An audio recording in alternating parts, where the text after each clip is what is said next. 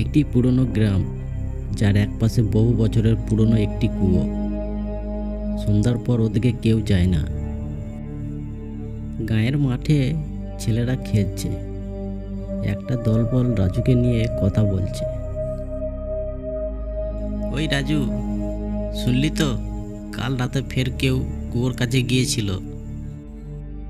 হ্যাঁ রে, আর আজ সকালেই ওখান থেকে আবার কেউ হারিয়ে গেছে।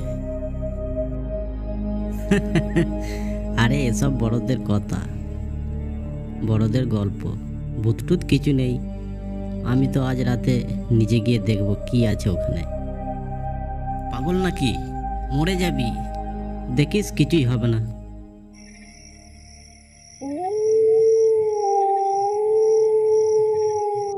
রাজু কুয়োর পথে হেঁটে যাচ্ছে। আশেপাশে ঝিঁঝি পোকার আওয়াজ। কুকুর ডেকে উঠেছে দূরে কোথাও।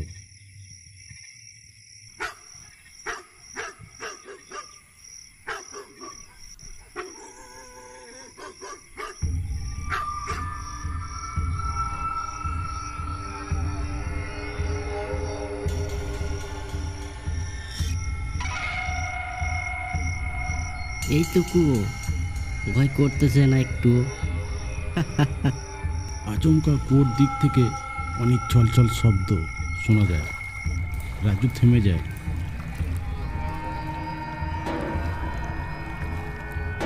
কে কে ওখানে? আমার খেলনা পড়ে গেছে, তুমি এনে দেবে? রাজু ধীরে ধীরে এগিয়ে দেখে কুয়োর পাশে বসে এক সাদা শাড়ি পরা মেয়ে। মৃদু হাওয়ায় শাড়ি উঠছে। রাজুর মুখ ফ্যাকাশে হয়ে যায়। কে কে তুমি? আমি এখানেই থাকি, কুয়োর নিচে। মেয়েটি ধীরে ধীরে মুখ তোলে। চোখে পুতলি নেই, গলা থেকে ফিসফিসানি। ফিরে এসো, আমি একা। মেয়েটির দেহ হঠাৎ ভেসে ওঠে। রাজু প্রাণপণে দৌড়ে পালায়। দৌড়ের আওয়াজের সঙ্গে মিশে যায় কুয়োর গর্জন।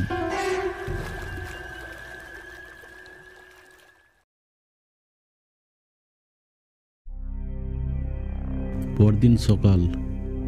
কুয়োর পাশে ভিড়, গ্রামের মানুষ। রাজু তো রাতে এখানে এসেছিল। রাজু কোথায়?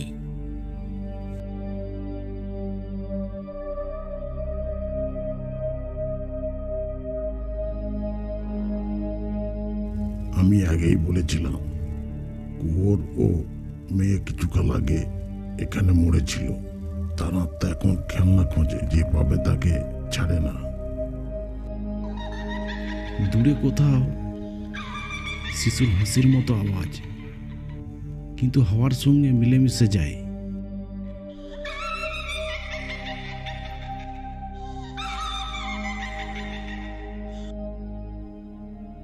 গ্রামে আতঙ্ক ছড়িয়ে পড়েছে। সবাই বলছে রাজু হয়তো মরে গেছে।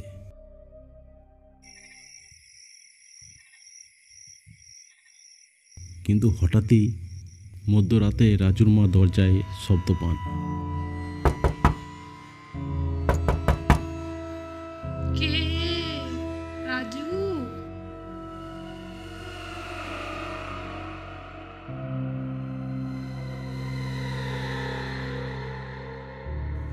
দরজা খুলতেই কিন্তু সে কথা বলছে না। চোখ স্থির, মুখে কোনো অভিব্যক্তি নেই। চুপচাপ ঘরে ঢুকে যায়।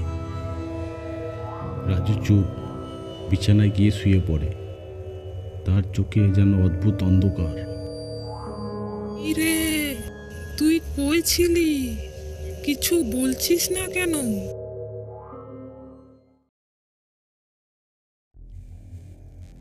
পরদিন সকালে রাজুর বন্ধুরা ওকে দেখতে আসে।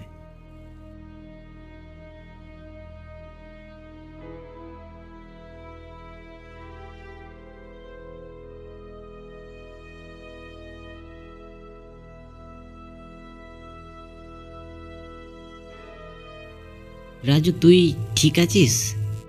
গতকাল তুই কোথায় ছিলি? আমি কুয়োর নিচে ছিলাম, ও আমাকে ডেকেছিল। কে তোরে ডেকেছিল? ওর নাম নেই, শুধু খেলতে চায় সারাক্ষণ। তুই আমাদের ভয় দেখাস না রাজু। হঠাৎ রাজুর চোখ এক মুহূর্তের জন্য কালো হয়ে ওঠে, গলার স্বর বদলে যায়। তোমরাও আসো, ও একা, ও খেলে, খুব ভালো খেলে। হাওয়া যেন এক ঝটকায় সব জানালা খুলে দেয়, ঘরের বাতি নিভে যায়। গ্রামের ওজাকে ডেকে আনা হয়। রাজুকে দেখে ওজার মুখ বিবর্ণ হয়ে ওঠে।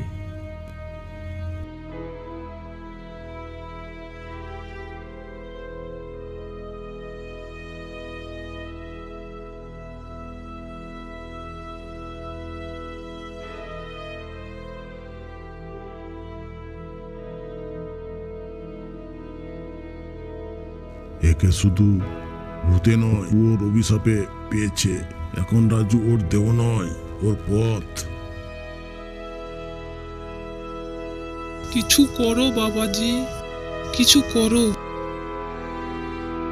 কুয়োতে যেতে হবে, ওর খেলনা খুঁজে পেলে হয়তো আত্মা শান্ত হবে। কিন্তু মনে রাখো, সে কাউকে একা পাঠায় না। রানা আর টিকু ঠিক করে বন্ধুকে বাঁচাতে কুয়োর কাছে যাবে। তারা পূর্ণিমা রাতে কুয়োর দিকে হাঁটছে, পেছনে হাওয়া বইছে। কুয়োর ভেতর থেকে আবার সেই মেয়ে কণ্ঠ ভেসে আসে।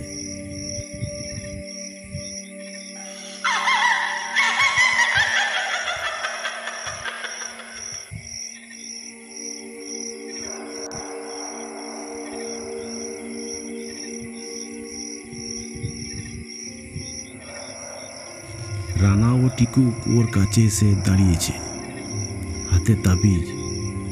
ভয় চাপা দিয়ে বন্ধুকে বাঁচাতে তারা প্রস্তুত। টিকু, যাই হোক, রাজুকে ফিরিয়ে আনতেই হবে। হ্যাঁ, কিন্তু যদি আমরা ফেরত না আসি, তাহলে আমরাও রাজুর মতো ওর খেলনা হয়ে যাব। তারা কুয়োর রশিতে ধীরে ধীরে নামতে থাকে। চারপাশে হঠাৎ নীরবতা, যেন বাতাসও নিস্তব্ধ হয়ে গেছে। কুয়োর ভেতর নিচে নামতেই তারা পৌঁছে যায় এক অদ্ভুত কালো ধোঁয়াচ্ছন্ন জগতে। গাছ নেই, মাটি নেই, শুধু ঘন কুয়াশা আর অন্ধকার। হঠাৎ দূরে রাজুকে দেখা যায়, চুপচাপ দাঁড়িয়ে আছে পাশে সেই মেয়েটি। রাজু, আমরা এসেছি, ফিরে চল। ও আসতে চায় না, ও আমার সাথেই খেলবে। তুই কে? তুই কি চাস?